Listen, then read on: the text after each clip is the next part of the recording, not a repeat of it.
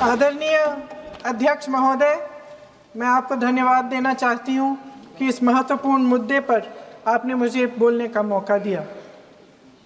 ये अलग बात है कि सत्ता पक्ष के लोग सब मेरे बोलने से पहले ही भाग गए।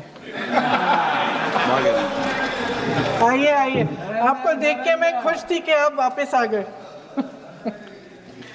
सबसे पहले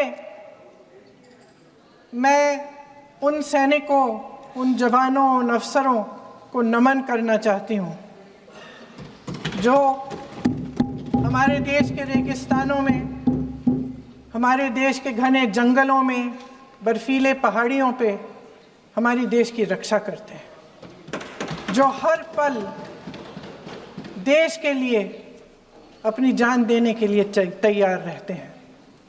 1948 से लेकर अब तक, जब से पाकिस्तानी रेडर्स ने कश्मीर पे हमला किया, तब से लेकर अब तक हमारी देश की अखंडता की रक्षा करने में उनका बड़ा योगदान है।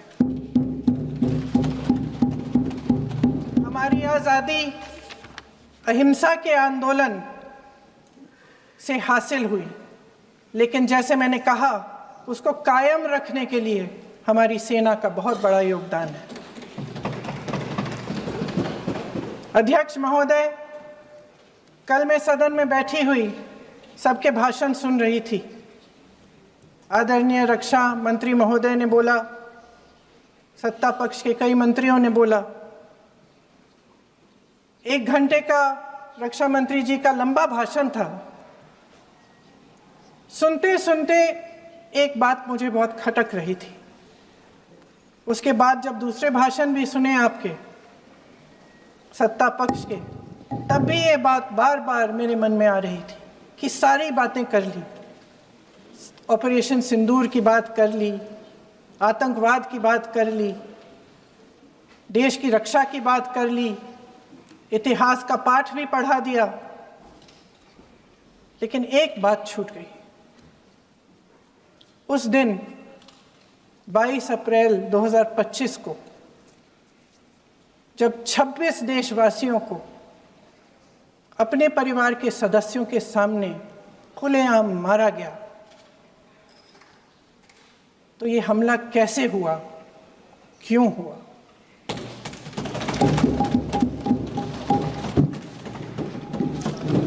अध्यक्ष महोदय,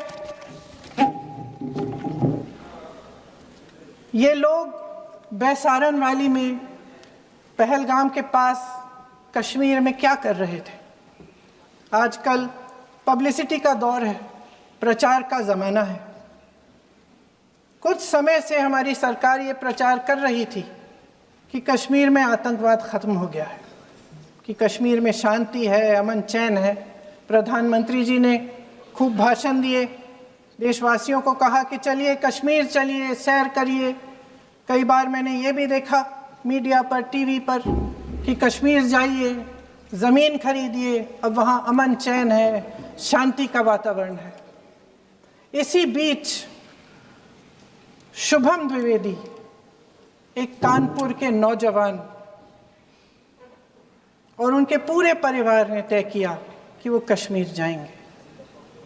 शुभम द्विवेदी की 6 महीने पहले शादी हुई थी। उसकी पत्नी ने कहा कि उनके बीच एक ऐसा रिश्ता था, प्रेम और दोस्ती का ऐसा रिश्ता था कि वो एक दूसरे को बच्चों की तरह हंसाते थे।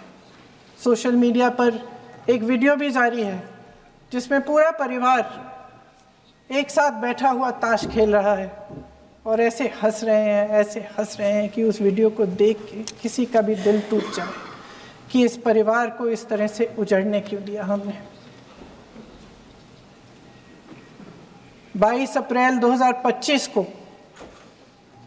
बैसारन वैली में मौसम का मिजाज अच्छा था। जैसे हर रोज़ लगातार 1000 से 1500 लोग वहाँ पहुँचते थे, उसी तरह से उस दिन भी तमाम पर्यटक वहाँ पहुँचे। वहाँ का रास्ता आसान नहीं है अध्यक्ष महोदय जी, जंगल से जाना पड़ता है, पहाड़ों के बीच जाना पड़ता है, घोड़े से जाना पड़ता है। ये परिवार वहाँ पहुँचे, मौसम सुहाना था, उनके बच्चे ट्रैम्पोलिन पे खेल रहे थे, कोई जिपलाइन कर रहा था, कोई चाय पी रहा था, तो कोई कश्मीर की सुंदर वादियों की ठंडी हवा का मज़ा ले रहा था। शुभम अपनी पत्नी के साथ एक स्टॉल पे खड़े थे।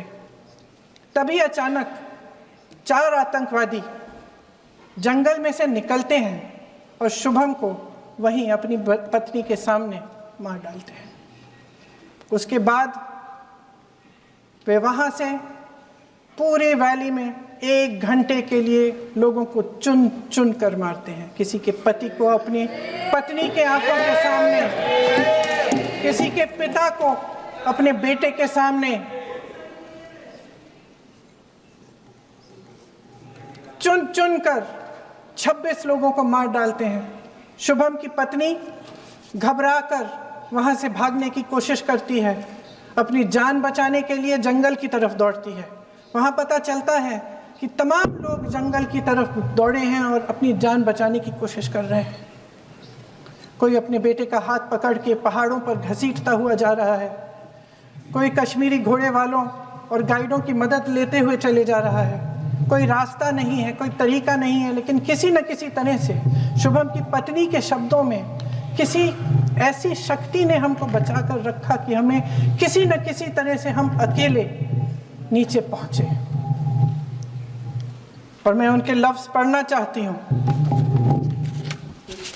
क्योंकि उन्होंने कहा कि इस पूरे समय जब 1 घंटे के लिए चुन चुन कर भारतीय नागरिकों को मारा जा रहा था, इस पूरे समय उसे एक सुरक्षाकर्मी नहीं दिखा, एक सैनिक नहीं दिखा।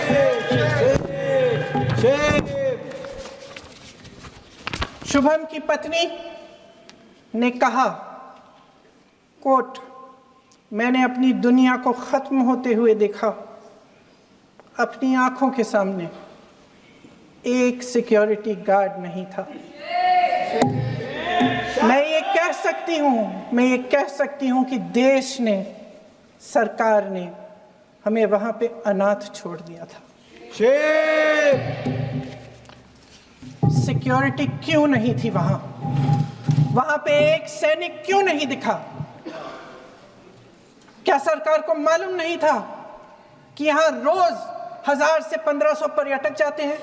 क्या सरकार को मालूम नहीं था कि यहाँ के पहुंचने के लिए जंगल के रास्ते से जाना पड़ता है? अगर कुछ हो जाएगा तो लोग वहां से निकल नहीं पाएंगे। एक चिकित्सा का इंतजाम नहीं था, फर्स्ट एड का इंतजाम नहीं था, कोई इंतजाम नहीं था, ना सुरक्षा का ना फर्स्ट एड का। इन लोगों को भगवान भरोसे छोड़ दिया गया। ये लोग वहां पे इस सरकार के भरोसे गए और इस सरकार ने उन्हें भगवान भरोसे छोड़ दिया।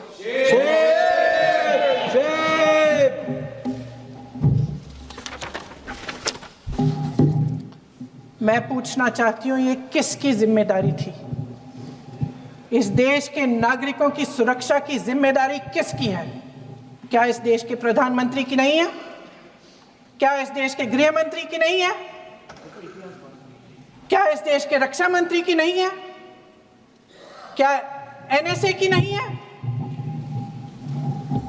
अध्यक्ष महोदय, पहलगाम हमले से सिर्फ 2 हफ्ते पहले हमारे गृह मंत्री महोदय जी कश्मीर गए थे। किस लिए गए थे? जो सुरक्षा की व्यवस्था है इसको देखने के लिए गए थे, इसको रिव्यू करने के लिए गए थे। और उन्होंने वहां कहा कि आतंकवाद पर विजय प्राप्त हुई है। ये 2 हफ्ते पहले है। 3 महीने बाद जेएनके के गवर्नर साहब एक आम इंटरव्यू में ऐसे ही चलते चलते कह देते हैं कि हाँ, बैसारन वैली में बहुत लापरवाही हुई और इसके लिए मैं जिम्मेदारी लेता हूँ। ऐसे ही चलते चलते, और वो बात होती है, ख़त्म भी वहाँ होती है और वहीं ख़त्म हो जाती है। उनसे जिम्मेदारी ली भी नहीं जाती, कोई सवाल नहीं उठाता, कोई जवाब नहीं देता। अध्यक्ष महोदय, उस हमले की जिम्मेदारी एक आतंकवादी गुट जिसका नाम TRF है थोड़े दिनों बाद लेती है। कौन है ये TRF? 2019 में ये गुट बना। 2020 में इसने कश्मीर में आतंकवाद का काम शुरू कर दिया और 2020 अप्रैल 2020 से लेकर 22 अप्रैल 2025 तक इन्होंने 25 आतंकवादी हमले किए। गृह मंत्री महोदय ने जब यूपीए सरकार के समय के आतंकवादी हमले गिने तो लगभग 25 गिनवाए थे अभी अपने भाषण में। इस गुट ने कश्मीर में 25 हमले 2020 और 2025 के अंदर एक पूरी लिस्ट है इन हमलों की। मेरे पास इतना समय नहीं है इसलिए मैं एक एक को नहीं पढ़ना चाहती, लेकिन मैं इतना कहूंगी कि इनमें रियासी का हमला भी था 2024 का, जिसमें 9 लोग मारे गए और 41 लोग घायल हुए। कुल मिलाकर 2020 से लेकर 22 अप्रैल 2025 तक TRF ने 41 सेना और सुरक्षा कर्मियों की हत्या की, 27 सिविलियन की हत्या की और 54 लोगों को घायल किया था। भारत सरकार ने TRF को आतंकवादी संगठन का दर्जा कब दिया?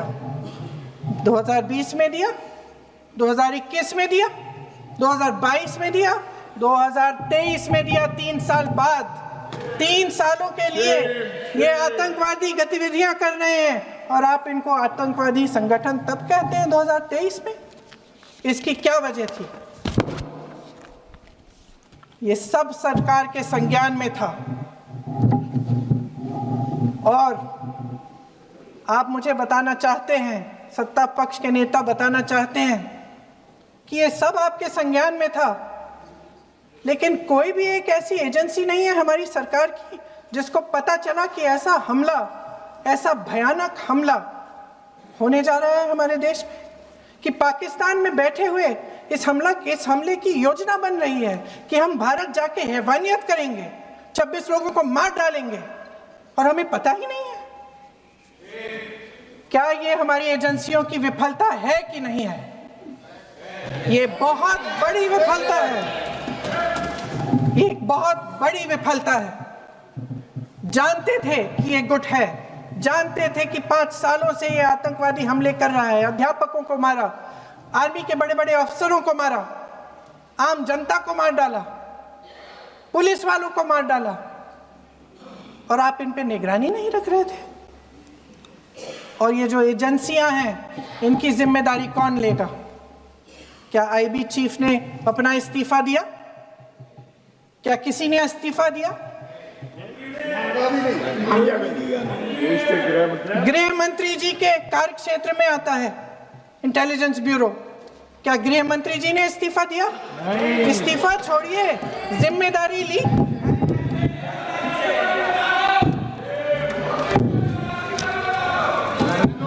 साहब देखिए, इतिहास की बात आप करिए, मैं वर्तमान की बात करना चाहती हूँ। आपको तो एक बहाना चाहिए, आपको तो एक बहाना चाहिए। पूरे परिवार का नाम गिनवा देते हैं। अरे अपनी जिम्मेदारी खुद लीजिए। 11 सालों के लिए तो सत्ता में आप हैं। अपनी नेहरू को छोड़ नहीं। कल माननीय गौरव गोगोई जी ने अपने भाषण में पूछा गृह मंत्री जी से, क्या आपकी जिम्मेदारी नहीं थी? मैं देख रही थी। राजनाथ जी, रक्षा मंत्री जी यूं अपना सर हिला रहे थे, कुछ बोले नहीं। अंदर से ये महसूस हुआ होगा कि यहाँ कुछ जिम्मेदारी थी, लेकिन माननीय गृह मंत्री महोदय जी हंस रहे थे, वे हंस रहे थे।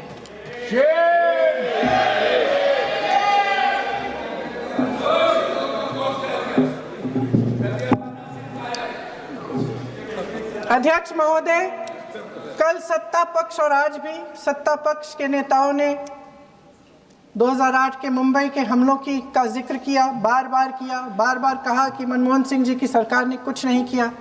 ये तो जानकारी होगी ना कि उसी समय जब वो आतंकवादी हमला चल रहा था तभी उन आतंकवादियों को मार डाला था, एक बचा था और उसको भी फांसी दे दी थी 2012 में। महाराष्ट्र के मुख्यमंत्री ने इस्तीफा दिया, देश के गृह मंत्री ने जिम्मेदारी लेकर इस्तीफा दिया। एक जवाबदेही थी पब्लिक के प्रति, एक जवाबदेही थी इस देश की जनता के प्रति, इस देश की धरती के प्रति।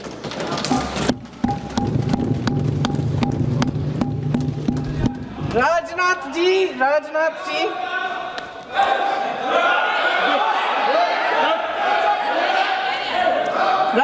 जी तो पुलवामा, उरी और पठानकोट के समय गृह मंत्री रहे थे।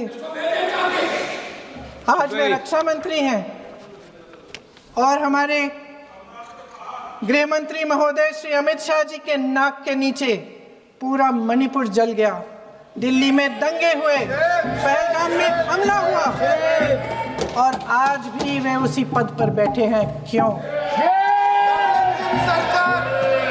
अध्यक्ष महोदय, बमबारी से अखबारों के हेडलाइन बनते हैं, मगर कहानी सुरक्षा में की चूक में भी है। आज देश खोखले भाषण नहीं सुनना चाहता, देश जवाब चाहता है, तसल्ली चाहता है कि सच उससे छिपाया नहीं जाएगा। देश जानना चाहता है कि उस दिन अप्रैल 22, 2025 को क्या हुआ और क्यों हुआ। आप तो खुद अपनी पीठ थपथपाने में लगे रहते हैं। सेना, देश, संसद से सच छुपाते हैं। ऑपरेशन सिंदूर जब शुरू हुआ, हम सब ने समर्थन किया, सब एकजुट होकर खड़े हो गए इस देश के लिए। दोबारा होगा, दोबारा खड़े हो जाएंगे। अगर हमारे देश पे हमला होता है तो यहाँ इस सदन में किसी भी पार्टी का हो, कोई भी हो, सब आपका समर्थन करेंगे। और हमें अपनी सेना पर गर्व है कि उन्होंने इस बार भी दृढ़ता से लड़ाई लड़ी, धैर्य से लड़ाई लड़ी, वीरता से लड़ाई लड़ी। लेकिन इस ऑपरेशन का सिंदूर का क्रेडिट, उसका श्रेय तो हमारे प्रधानमंत्री जी चाहते हैं। सही भी है, ठीक है, सही है, श्रेय ले। ओलंपिक्स में हमारा मेडल आता है, उसका भी श्रेय लेते हैं, लेकिन सिर्फ श्रेय लेने से नहीं होता नेतृत्व, जिम्मेदारी भी लेनी पड़ती है।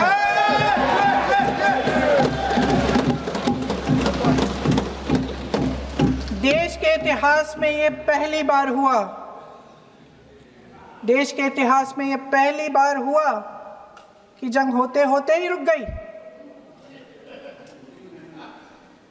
रुक गई है जी, और इस रुकावट का ऐलान हमारी सरकार, हमारी सेना नहीं करती, अमेरिका के प्रेसिडेंट करते हैं, अमेरिका के राष्ट्रपति करते हैं। ये हमारे प्रधानमंत्री महोदय की गैर जिम्मेदारी का सबसे बड़ा प्रतीक है।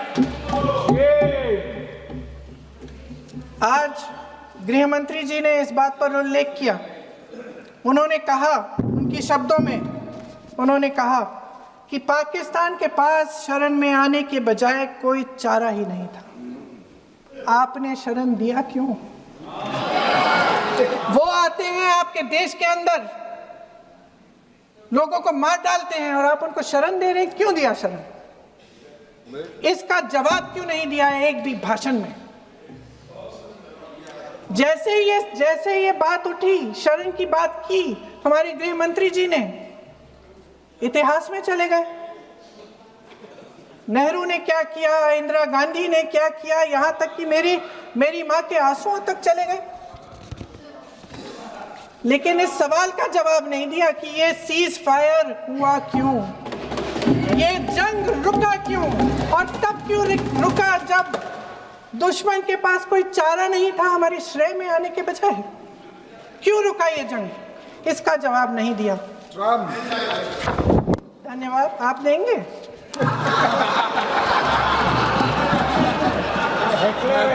मंत्री देना भाई देना, आपको टाइम मिलेगा तो। टाइम नहीं मिलेगा आपको शायद। वैसे महोदय, मेरी माँ की आंसू की बात किए, मैं इसका जवाब देना चाहती हूँ। मेरी माँ के आंसू तब गिरे जब उनके पति को आतंकवादियों ने शहीद किया, जब वे मात्र 44 साल की थी। और आज अगर मैं इस सदन में खड़ी हूं और उन 26 लोगों की बात कर रही हूं, मैं इसलिए कर रही हूं क्योंकि मैं उनका दर्द जानती हूं, महसूस करती हूं।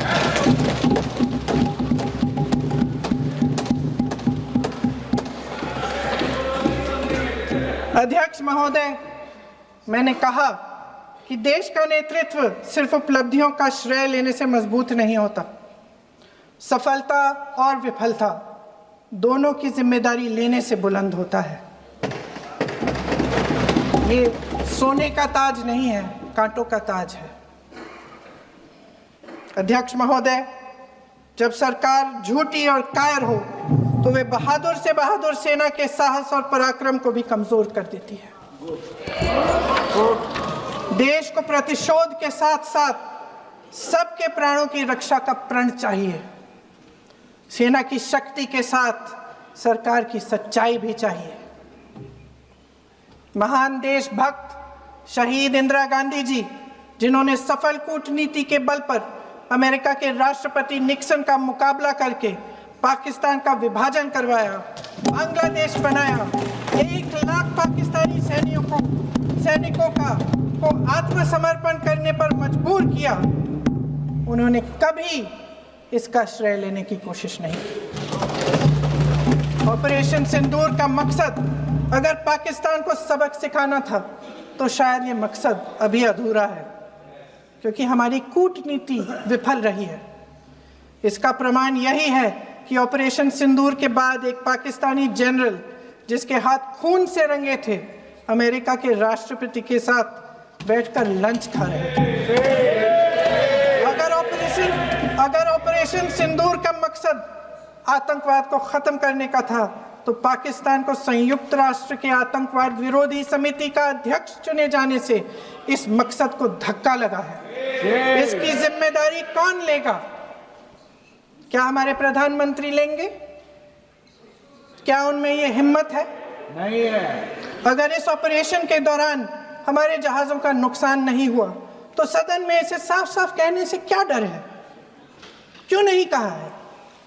कल भी रक्षा मंत्री जी ने कहा कि हमारे इंफ्रास्ट्रक्चर का नुकसान नहीं हुआ, तो जहाजों के बारे में भी बता दें, साफ साफ बता दें, क्या हर्ज है?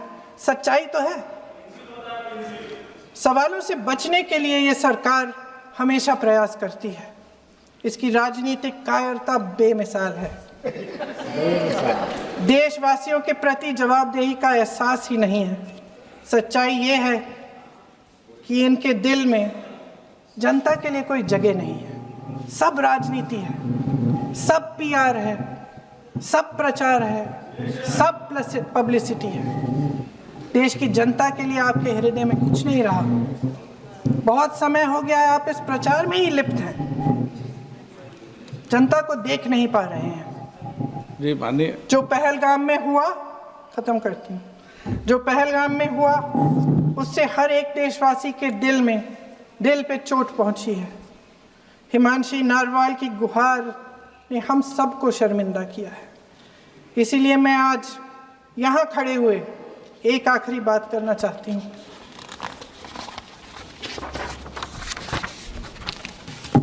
इस सदन में लगभग सभी के पास सुरक्षा है, सुरक्षा की व्यवस्था है। हम जहाँ भी जाते हैं हमारे साथ सुरक्षा कर्मी आते हैं। आपको भी मिल जाएगी, आप मंत्री बन जाएंगे, आपको भी मिल जाएगी। मैं मजाक की बात नहीं कर रही हूँ, थोड़ा सा धैर्य रखिए। उस दिन पहलगाम में 26 परिवार उजड़ गए। 26 लोगों को अपने परिवार के सदस्य के सामने मारा गया। 26 बेटे, पति, पिता गुजर गए। उनमें से 25 भारतीय थे। भारतीय थे।